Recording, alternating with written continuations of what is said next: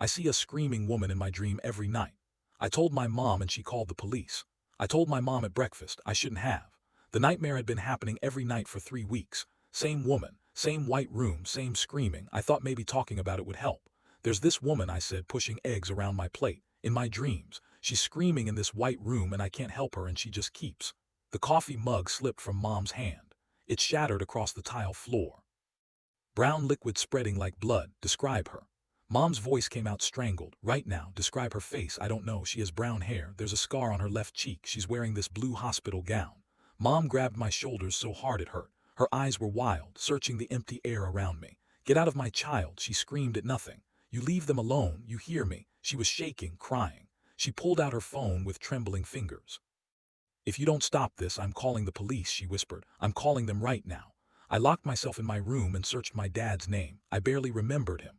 Mom said he left when I was 3. That was the story. The truth loaded on my screen in news articles. Institutionalized 15 years ago. Violent psychosis. I found the hospital in the next town over. Dad looked smaller than his pictures. Gray hair, hollow eyes. When I described the dreams, those eyes went wide. You see her too.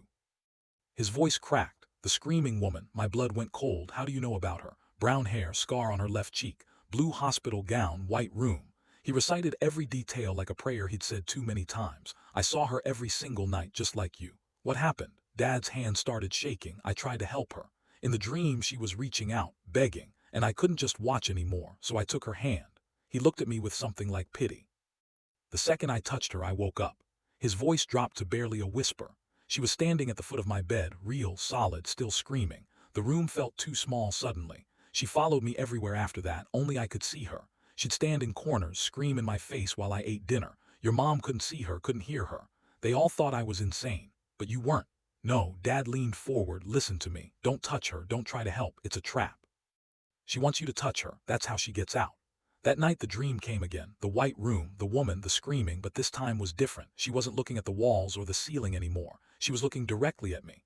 Her eyes locked onto mine with desperate recognition. She reached out her hand, fingers trembling.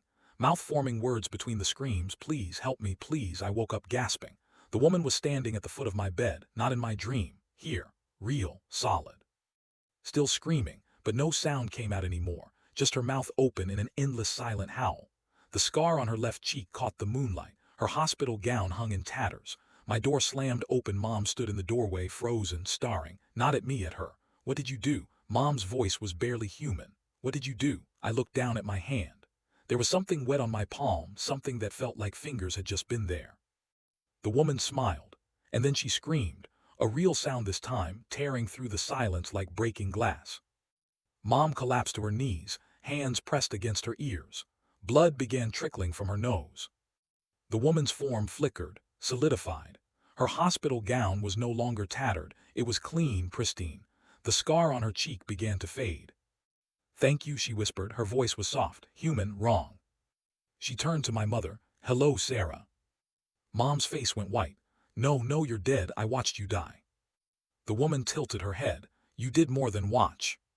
My heart was hammering. Who is she? Tell them, the woman said, her smile widening. Tell them who I really am. Mom's voice cracked. Your aunt, my sister.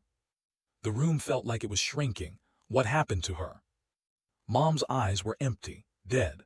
She found out what I was doing to your father, the drugs, the gaslighting, making him see things that weren't there. She was going to expose me, take you away from me. Mom's hands were shaking. So I invited her over. We argued. She fell down the stairs, or I pushed her. I don't remember anymore. I don't want to remember. The woman stepped closer to me. She buried me in the backyard that night, under the rose garden. I was still alive when the dirt hit my face. I felt sick. I couldn't move on, the woman continued. Couldn't rest, not while she had you, not while she was doing to you what she did to your father. She looked at me with something like sadness. So I screamed, in the only place I could reach in dreams. Your father heard me first. But no one believed him, I whispered. They thought he was insane. Your mother made sure of that. The woman knelt beside me. So I waited, 16 years in the dark, screaming, until you were old enough to dream, old enough to understand. Mom was reaching for something in her robe pocket. Don't, the woman said softly. The pill bottle fell from Mom's hand, spilling across the floor. Little white pills. The same ones Mom had been putting in my orange juice for the past month. Just to help you sleep, she'd said. The woman's hand passed through mine, cold, incorporeal. The police are coming. Your mother called them, remember. They'll find the pills. They'll find everything. And when they dig up the rose garden. Sirens wailed in the distance, getting closer. Mom started crying. I just wanted us to be happy, just us, no one else interfering. The woman was fatting now, her edges turning to mist. You freed me, now you're free too. She disappeared as the red and blue lights flooded through my window.